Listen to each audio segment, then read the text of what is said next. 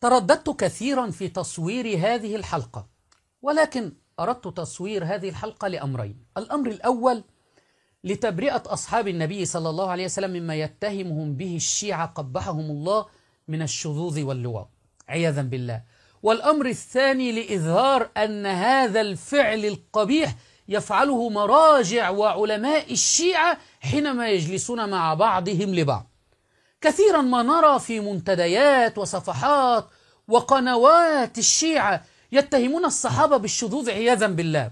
وحينما دققت في هذا الأمر وبحثت في كتب الشيعة وفي مقاطعهم وفي قنواتهم وجدت أنهم يفعلون هذا الأمر، يعني هذا العيب فيهم فيتهمون به الغير.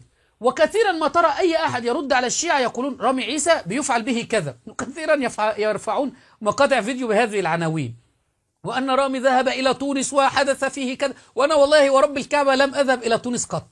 الشاهد سنرى الآن أن هذه عقيدة عند هؤلاء المعممين.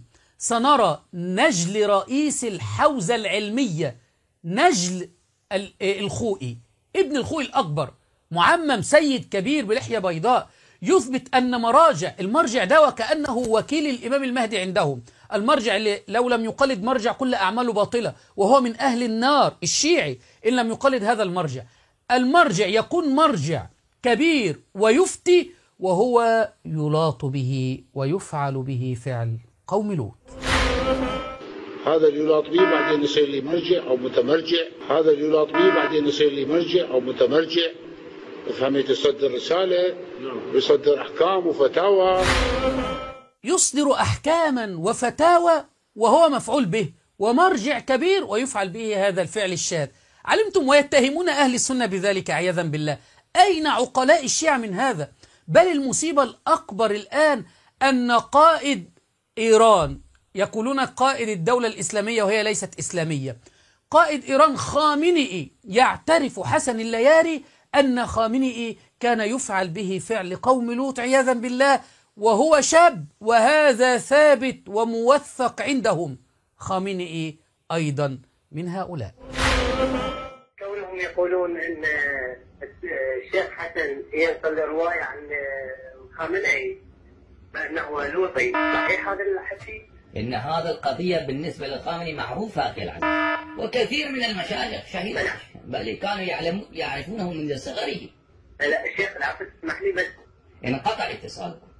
أما الخامنئي بل إن مساويه كثيرة، واللواط ليس بكفر، هو يفعل ما هو أسوأ من اللواط بكثير. بل فإن الرجل كونه مفعولا ومأبونا بل لعنة الله عليه إن هذا ثابت. بل إن الرجل كونه مأبونا ومفعولا به فهذا ثابت. سمعتم كلام حسن اللياري؟ ثابت إن القائد الدولة الإسلامية كما يقولون قائد إيران كان يفعل به فعل قوم لوط، ويتهمون عمر رضي الله عنه ويتهمون أصحاب النبي صلى الله عليه وسلم.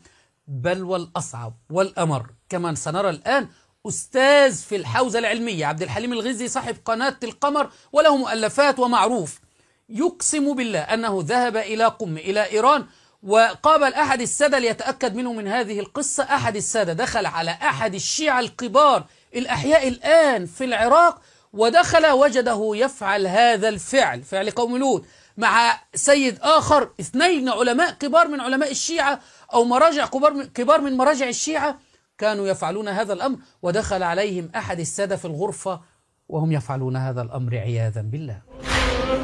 قد رأيت شيخ فلان يلوط بشيخ فلان في المدرسة الفلانية في النجف.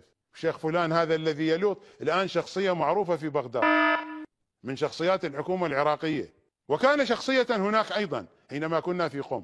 قلت له هذا هكذا أخبرني عنك. قال لي إيه؟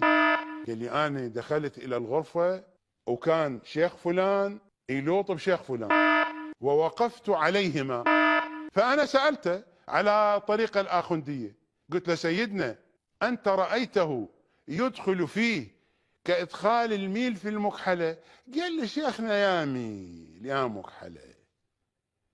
قال لي أنا شفته يسوي كذا بالفصيح العراقي. قال لي أنا شفته يسوي بي كذا، ومع كلام لا أستطيع أن أقوله في الفضائية. قال لي وين السولف أنت يا مين يا مكحلة؟ وهذا الفاعل شخصية معروفة وله علاقة بمرجع كبير. والله إذا أذكر لكم اسم المرجع ستكذبونني. فهذا الذي وصل إلينا من شذوذ وانحراف علماء هذه الطائفة الضالة المنحرفة، وكثير لم يصل إلينا. يعني هذا اللي وصل إلينا ما فضحوا بعض، فكثير وكثير لم يصل إلينا. بل ورب الكعبة أحد المهتدين الشيعة الشباب كان يقول بأن كان في المعممين يتحرشون به. هو فين عند هذه الأضرحة المنسوبة للحسين وعلي رضي الله عنه في كربلاء وفي النجف يتحرشون بالصبيان الصغار وبالأطفال، ويزعمون أن هذا دين، وفي الآخر يتهمون أهل السنة والجماعة بهذا. أين عقول عوام الشيعة؟ هل تأخذون دينكم من هؤلاء الشواذ؟